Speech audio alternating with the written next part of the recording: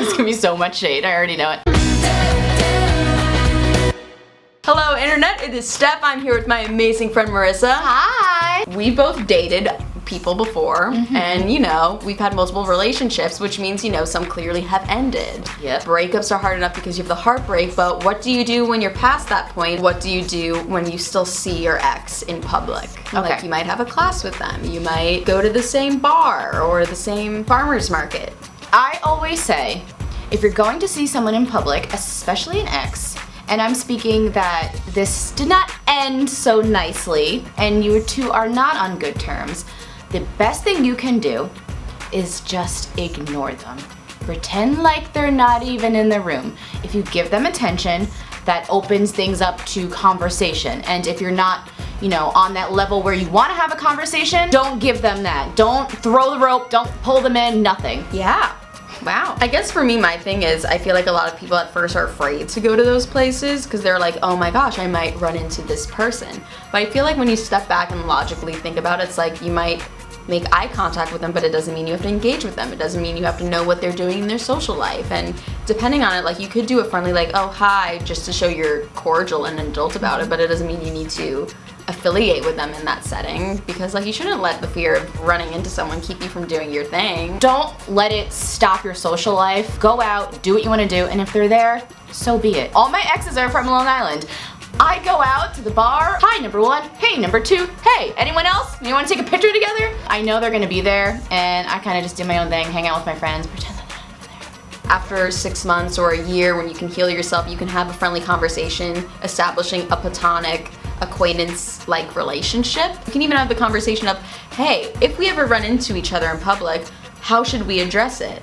And then you don't have to worry about thinking, what do I do? Kind of thing. I love how all your answers are like, be cordial, make eye contact, it's gonna be okay. I'm like, ignore that bitch, get the fuck out of there.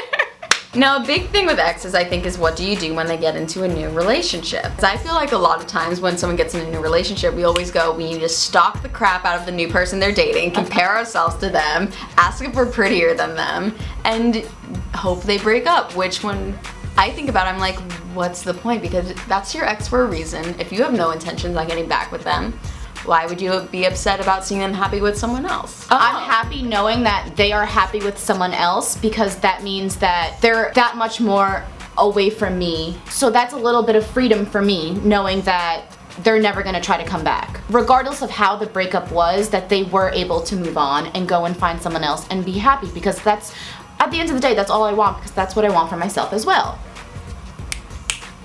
And then you stop that bit, and then...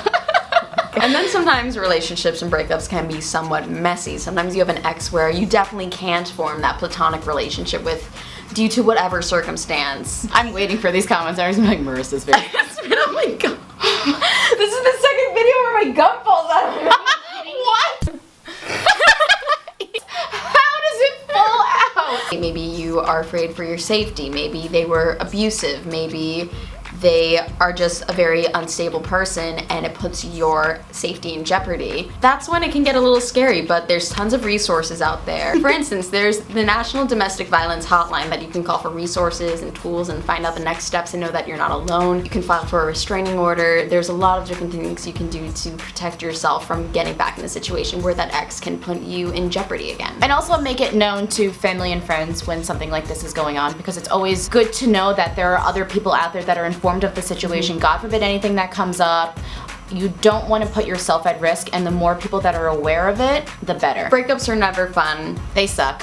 Exes are a part of life. They suck too. And just the way you deal with it can really make a huge difference for how you are in the outcome of it all. Just know at the end of the day, it needed to be over. Yeah. And now that it's over, you can move on and be happy and just wish them the best and think positive. Thank you guys so much for watching. Fun links and stuff will be in the description below. Don't forget to check out Marissa's channel. We did a fun video there. I love you all. Have a great day. Bye.